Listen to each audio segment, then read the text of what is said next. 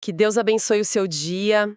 Hoje, a gente vai mergulhar nas páginas de um livro fascinante que propõe uma distinção muito poderosa e talvez até surpreendente para muitos. A fonte para nossa conversa hoje é o capítulo 11 do livro A Fé na Era do Ceticismo, de Timothy Keller. O título do capítulo já dá uma boa pista, né? A religião e o evangelho. E a nossa missão aqui é explorar uma ideia central que o autor apresenta, a de que existe uma diferença, fundamental entre o que ele chama de religião e o que ele chama de evangelho. Parece simples, mas a premissa dele é que a maioria das pessoas, e ele inclui muitos cristãos nisso, acaba confundindo os dois. Vamos começar a desvendar isso. Exato. E olha, o autor é muito cuidadoso em estabelecer os termos logo de cara, porque toda a argumentação dele depende disso, né? Para ele, religião, nesse contexto específico do livro, é um sistema que a gente pode resumir como salvação por meio do esforço moral. A lógica é mais ou menos assim: se eu obedecer, se eu fizer o bem, Deus vai me aceitar. É uma relação de causa e efeito baseada no nosso desempenho.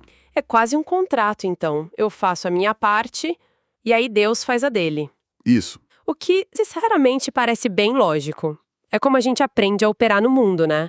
Na escola, no trabalho, você se esforça e tem um bom resultado. E qual seria o contraste disso com o evangelho? O evangelho inverte completamente essa lógica. A definição seria salvação por meio da graça. O princípio muda para eu sou aceito por Deus por meio de Cristo e é por isso que eu obedeço. A aceitação não é a linha de chegada, sabe? É o ponto de partida. A obediência não é a causa da salvação, mas a consequência. Peraí, isso é uma inversão completa. Então, na prática, a diferença fundamental está na motivação. Uma pessoa agindo pelo modelo da religião e outra pelo do evangelho podem estar fazendo por fora a mesmíssima coisa. Exatamente a mesma coisa. E isso é o que é fascinante e, ao mesmo tempo, tão sutil, tão difícil de perceber. No modelo da religião, a motivação lá no fundo é o medo ou o interesse próprio. Medo da rejeição ou o desejo de uma recompensa, de, acumular pontos com Deus. Já no modelo do evangelho, a motivação é a gratidão, é a alegria. A pessoa não está tentando comprar a bênção com as boas ações. Ela está respondendo a uma bênção que ela já recebeu, de graça. Entendi. Um é movido pela ansiedade de ter que se provar e o outro é movido pela segurança de já ser aceito. Mas o autor argumenta que esse modelo de salvação pelo esforço não é só uma alternativa. Ele é falho na sua essência, certo? Ele até usa uma analogia literária bem forte para isso. Sim, e é uma analogia brilhante. Ele recorre à história do Dr. Jekyll e do Sr. Hyde, de Robert Louis Stevenson. O Dr. Jekyll é a personificação do homem religioso, nesse sentido que a gente está discutindo. Ele é respeitável, ele é moral, e ele está, desesperadamente tentando suprimir a natureza má dele, o Sr. Hyde. E como ele faz isso? Com esforço, com reputação, com boas obras. Ele tenta, basicamente, ser bom o suficiente para anular o mal que existe dentro dele. É a luta da autojustificação em forma de romance, né? Perfeito. E qual é o ponto que o Keller extrai do fracasso do Dr. Jekyll? O ponto crucial é que o Jekyll não só falha, mas a tentativa dele de se salvar por mérito próprio acaba liberando um mal ainda pior. Quanto mais ele reprime o Hyde, mais violento Hyde se torna quando escapa. A conclusão da história é aterrorizante. O Jekyll percebe que ele é o Hyde. Não são duas pessoas. Uau! Então, a religião do esforço moral, nesse sentido, não cura a doença, só tenta gerenciar o sintoma. E, no fim, a pressão só aumenta. Ok, a falha do esforço individual ficou bem clara com essa imagem. Mas qual é o custo disso no dia a dia, na vida real? O autor fala que o impacto não é só individual, mas social também, né? E é aqui que a análise fica, para mim, bem provocadora. Ele usa o exemplo dos fariseus. Sim, e ele nos convida a olhar para os fariseus do Novo Testamento não como vilões de desenho animado, mas como os exemplos mais trágicos desse sistema de religião. Eles eram as pessoas mais dedicadas, mais esforçadas da sua época. O problema deles não era a falta de sinceridade, mas o desespero de construir um senso de valor próprio com base no desempenho deles. E por que esse caminho é tão perigoso? A gente tende a pensar que o problema do mundo são as pessoas que não se esforçam para ser boas, e não o contrário. Pois é, e essa é a virada de chave no argumento. O Keller diz que essa mentalidade de autojustificação produz inevitavelmente dois resultados, e os dois são tóxicos. O primeiro é o sentimento de superioridade.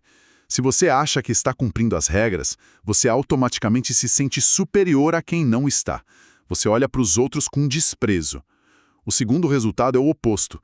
Se você sabe que não está conseguindo cumprir as regras perfeitamente, você cai no desespero, na ansiedade, na autoaversão. Ou seja, ou você se torna arrogante ou se torna um poço de insegurança. Não tem um meio termo saudável aí. Não tem. E o foco está sempre no eu, né? Como eu estou me saindo. Exatamente. E essa insegurança fundamental, essa necessidade de provar o próprio valor, precisa de um outro para se definir. Para eu me sentir justo, eu preciso de alguém que eu considere injusto. Sei. Para me sentir limpo, preciso de alguém que eu veja como sujo. E é aqui que ele faz a conexão com as consequências sociais. Sim, a conexão que parece um salto enorme à primeira vista. O autor argumenta que essa mentalidade pode levar a coisas como racismo e imperialismo. Como é que ele justifica isso? A lógica é a seguinte: a identidade baseada no desempenho moral cria uma necessidade de tribalismo. Nós, que seguimos as regras, somos os bons. Eles, que são diferentes, são os maus, os inferiores. Esse senso de superioridade moral e cultural vira uma justificativa para oprimir, para explorar. A raiz, segundo Keller, é a mesma. Uma justiça que eu construo para mim mesmo e que, para se sustentar, precisa diminuir o outro. Uau, isso é pesado. É a ideia de que a bondade autoconstruída pode ser a fonte das piores coisas. E, em contraste com isso, ele descreve a identidade que vem do Evangelho. E ele usa um exemplo muito pessoal que deixa o argumento bem mais palpável. Sim, ele compartilha a própria experiência de uma forma muito vulnerável. Ele fala que, antes de entender isso, a autoimagem dele vivia numa gangorra. Quando ele tinha sucesso, ele se sentia confiante, mas não era humilde, era orgulhoso. E quando ele fracassava, ele se sentia humilde, mas não tinha confiança nenhuma. Se sentia um lixo. A autoestima dele era totalmente dependente das circunstâncias. Acredito que muita gente se identifica com essa gangorra emocional. E qual foi a saída que ele encontrou nesse modelo do Evangelho? A saída foi encontrar uma identidade que não é baseada no que ele faz, mas no que foi feito por ele. Ele resume o que chama de identidade do Evangelho numa frase que é um paradoxo poderoso. Ele diz: "Eu sou tão falho e pecador que Jesus teve que morrer por mim.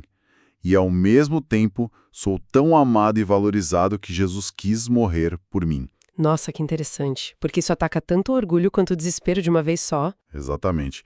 A primeira parte, sobre ser falho, te dá uma humildade profunda. Você não pode se sentir superior a ninguém. Mas a segunda parte, sobre ser amado, te dá uma confiança que não pode ser abalada, porque seu valor não depende do seu desempenho. Isso permite, segundo ele, uma autoavaliação honesta sem cair na angústia. Você pode admitir seus erros sem sentir que sua identidade está desmoronando. Isso me lembra uma história que ele conta no livro de uma mulher que ouviu essa mensagem da graça pela primeira vez e achou a ideia assustadora. Ah, sim. A reação dela é muito contraintuitiva, mas quando a gente para pensar, faz todo o sentido, né? É uma passagem incrível. A lógica dela foi a seguinte: se a minha salvação depende das minhas boas obras, então existe um limite para o que Deus pode me pedir. Eu faço o meu melhor e pronto. Mas, e aí que veio o ponto, se eu sou uma pecadora salva por pura e imerecida graça, então não há absolutamente nada que ele não possa me pedir em troca. É como se ela percebesse que a religião era um contrato com cláusulas limitadas. Exato. E o evangelho é um cheque em branco. A graça, nesse sentido, é muito mais exigente do que a lei, porque ela não pede uma parte de você, ela pede você por inteiro, por gratidão. Perfeito. Essa é a mudança de um relacionamento que é transacional, tipo comercial, para um relacionamento de amor.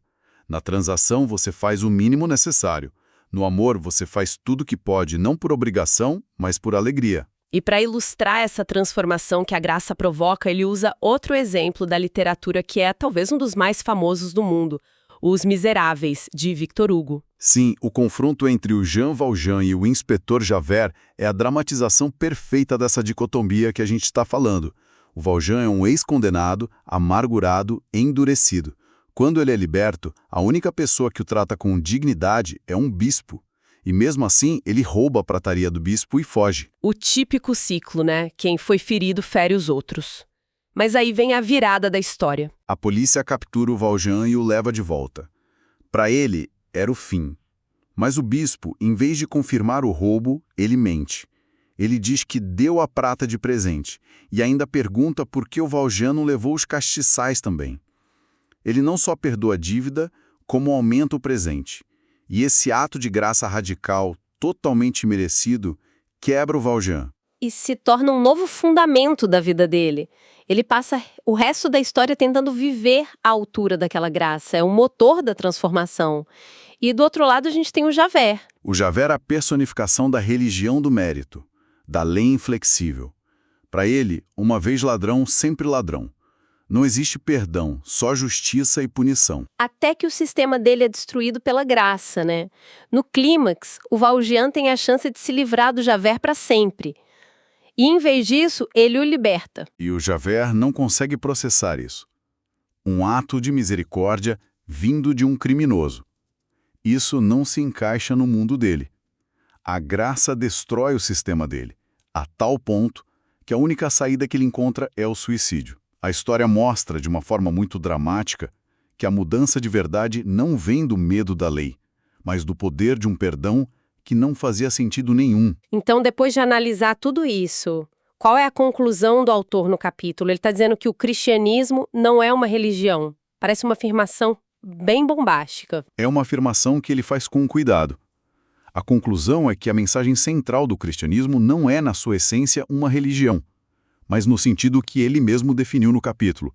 Ou seja, não é um sistema de regras e esforços para que os humanos alcancem a salvação ou a Deus. Então a gente pode dizer que a maioria dos caminhos espirituais oferece um mapa, e o cristianismo, segundo Keller, oferece um resgate. Essa é uma ótima maneira de resumir. O autor aponta que os fundadores de outras grandes religiões foram, essencialmente, mestres profetas. Eles mostraram um caminho, ensinaram preceitos e disseram: façam isto, sigam este caminho e vocês encontrarão o divino. Eram guias. Jesus, por outro lado, se apresentou de uma forma única.